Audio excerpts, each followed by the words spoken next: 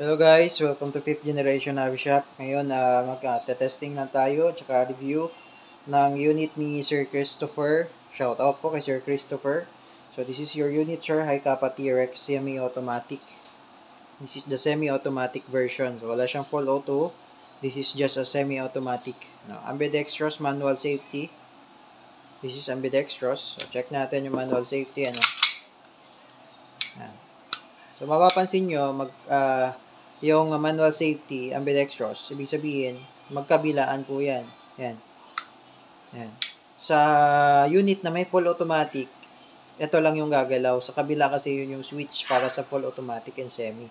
But for this model, for this specific model, this is a semi-automatic. So, yung kanyang manual safety is ambidextrous. So, check natin kung gumagana.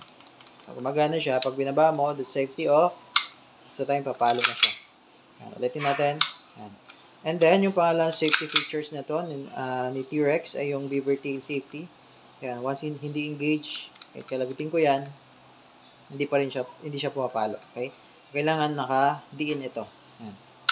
Yan. Ayun. So, working siya. Working manual safety, working beaver tail safety. So, ayan. Naka-magwell na siya. Stapled grip. Serrations. And then, naka-fiber optic sight na rin. Ayan, fiber optic siya. This is adjustable elevation. Adjustable on elevation. Okay, and then removable for optic sight. So, meron siyang kasamang mounting plate for red dot sight. Ayan, so with markings. Ang ganda niya. So, pwede mo rin siyang lagyan ng flashlight.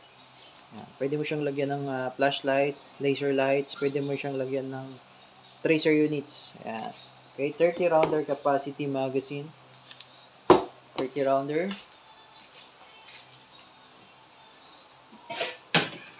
So, lagyan lang natin ng gas.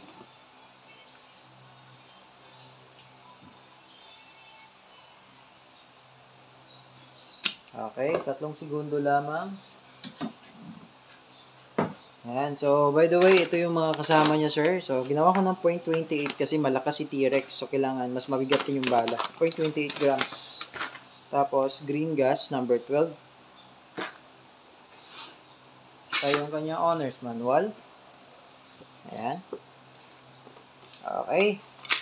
So, ayan yung unit mo, Sir Christopher. High Kappa T-Rex. Ang ganda niya.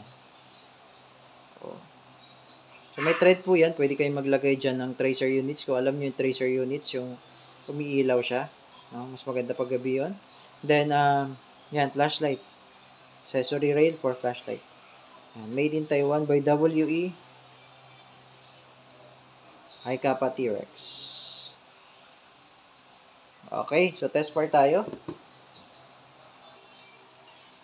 Okay, Sir Christopher, testing tayo ng unit mo, sir. High Kappa T-Rex. Semi-automatic version. Okay. Firing.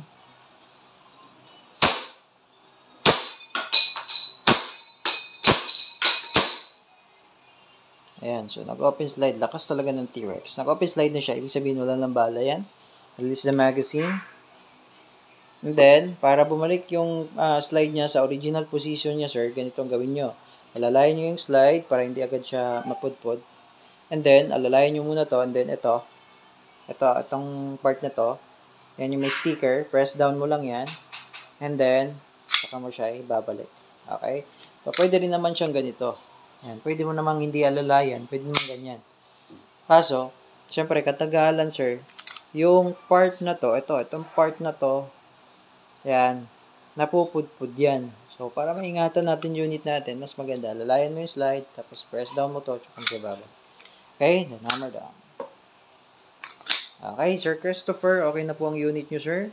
Yan, 100% in good condition, walang singang magazine, functional, lahat ng features, gumagana, beaver tail, manual safety, ayan, hammer, trigger, okay. So, okay na po ang unit nyo, Sir Christopher. And if you have a question regarding your unit, message lang sa aming page. Thank you po and God bless.